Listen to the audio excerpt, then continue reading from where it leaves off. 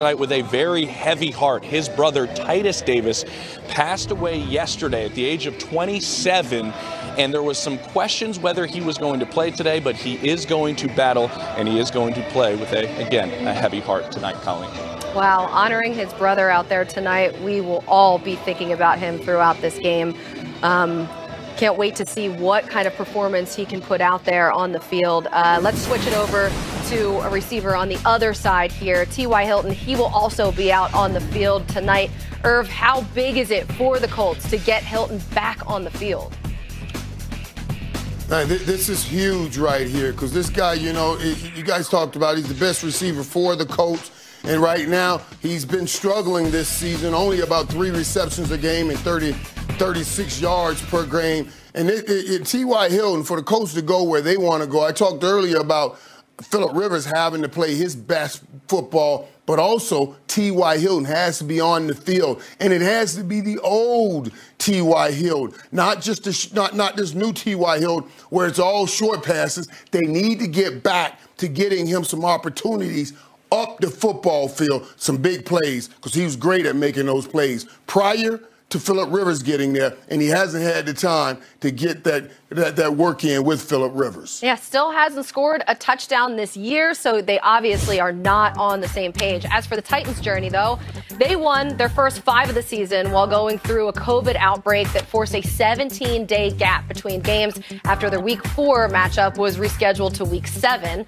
And of their 6 total wins this season, 5 have been decided by a touchdown or less, including an overtime win against the Texans Week 6. But these last 3 weeks have been especially tough, losing 2 of their last 3 with a dramatic drop in points. Here's head coach Mike Rabel after that close win over the Bears Sunday.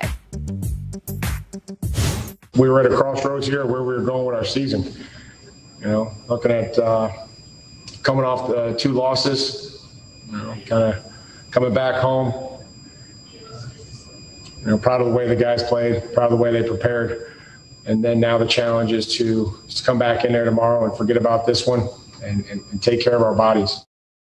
So the Titans trying to reset on a short week for this oh-so-important game. Steve, what's the Colts' game plan versus, if you listen to Mike Rabel, a very vulnerable Titans team?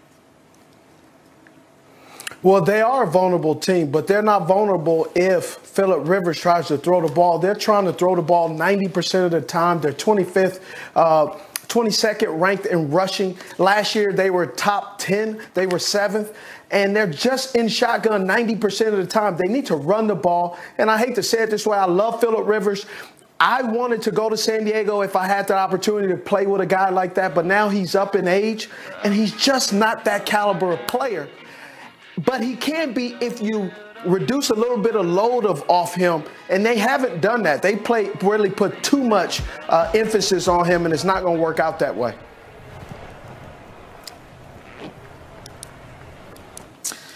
Steve, the Colts, they're the #1 defense in the NFL, and they've done a great job of stopping the run up until this point. But tonight, they need to dig into their little bag of tricks and get creative. Pull out a heavy dose of that line movement like stunts and twists up front so that they can kind of disrupt that zone blocking scheme of the Tennessee Titans, but they have to do that without blitzing. So watch DeForest Buckner in the middle of that Colts defensive line. If he's moving all over the field after the snap, getting into the Titans backfield, they can put the Titans in long yardage 2nd and 3rd down situations and force Ryan Tannehill to be a drop back passer, and they can eliminate the threat of the Titans running game and their play action passing. He's not a great drop back passer. He is very good with the play action pass. So if the Titans are able to stay in 2nd and 6 or less and 3rd and 2 or less, it's going to be curtains on that Colts defense tonight. Yeah.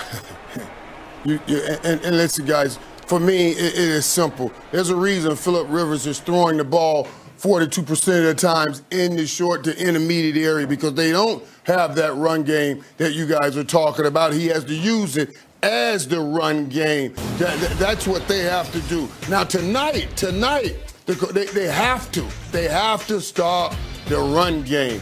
They have to. The Colts have to stop Derrick Henry. He talked about it in an interview. Ryan Tannehill. He said, Phillip Rivers, I wore the number 17 because he was my idol. Make him compete against his idol. Take the run game away, and you make this game between Mr. Miyagi and Danielson. Mr. Miyagi can beat Danielson, and that's Phillip Rivers. He can beat the Karate Kid and Danielson and Ryan Tannehill. Let's put the game between those two.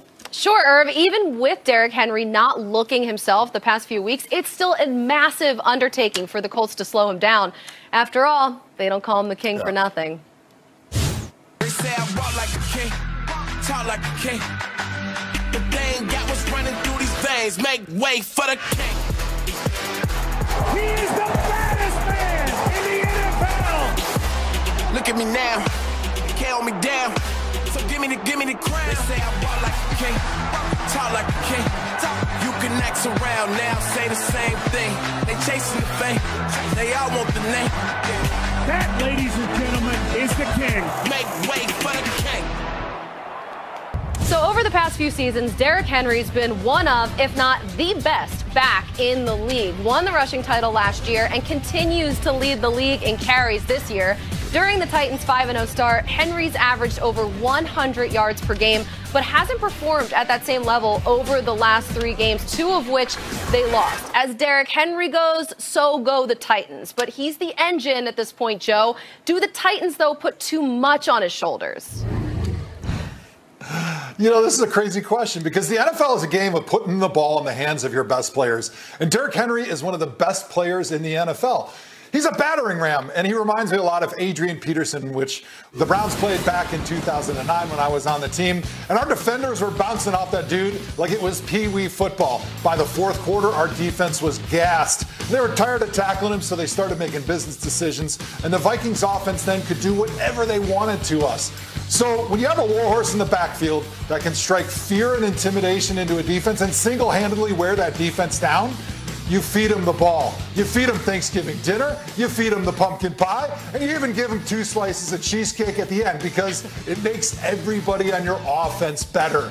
He is the man that makes everybody on the Tennessee Titans better. Give him the football. Don't back off the War Dogs. Yeah, but the question is, Joe, are they putting too much on him? And the answer would be absolutely they're putting too much on him, but they have to put too much on him. As you explained, this offense works merely off that run game. If you get the running game going, then you get the play action between Tannehill and Arthur Warren, A.J. Brown. That makes it dangerous. So, no, I don't see it. It's absolutely they're putting too much on him. Derrick Henry is right now on pace to break his own records and rush attempts and even rush yards if he continues down this pace. So, yes, they're putting a lot on him, but they have to because that's how this offense runs. Let's remember, Ryan Tannehill in Miami couldn't throw Miami to the playoffs. He needs that compliment of Derrick Henry. He can throw the Tennessee Titans to a playoffs. I love what both of you guys are saying, but I have to kind of go a little bit against the grain, Irvin, and say that, you know, they're not relying too much on him. He's their bread and butter. But however, saying that he's going to be worn down a little bit, this isn't basketball. You can't, you know, if he gets in 4 fouls, you kind of rest him in the third quarter and let him come back in, you know, after 4 or 5 minutes. That doesn't work in the NFL. You want to stay in rhythm.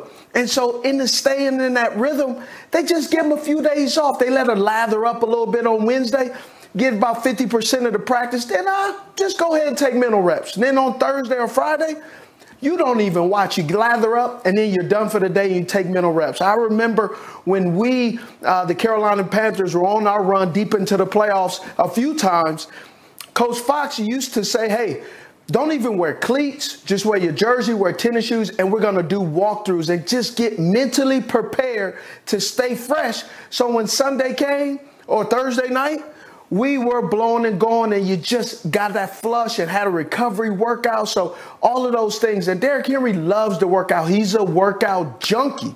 So having that and knowing that's in his DNA, he needs to feed. He needs to have that contact. He's not a guy that's going to tiptoe out of bounds. He's not going to Tony toe tap out of bounds.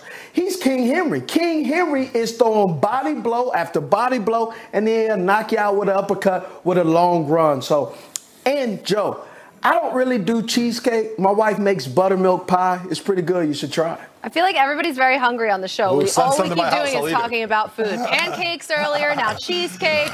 Listen, the entire offensive game plan like to is eat. built around Derrick Henry. Of course they're too reliant on him because that's the only way they're successful. We found out earlier.